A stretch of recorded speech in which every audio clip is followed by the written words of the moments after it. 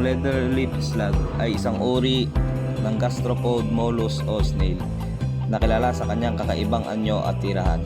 Ito ay isang malaking slug na makikita sa mga tropical at subtropical na lugar, lalo na sa mga rainforest at lugar na may mataas na kahalumigmigan. Ang pangalang leatherleaf ay nanggagaling sa tekstura ng balat nito na maaaring magmukhang katad or leather. Ang slug na ito ay kakaiba sa kanyang kulay at padrino na maaaring mag-iba-iba mula sa isang individual patungo sa iba. Karaniwan itong may madilim na katawan na may mga bahagyang maliliwanag na spots o tuldok na madaling makilala.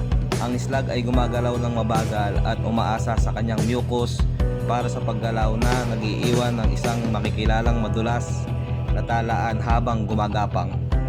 Katulad ng ibang slugs, ay ang kanyang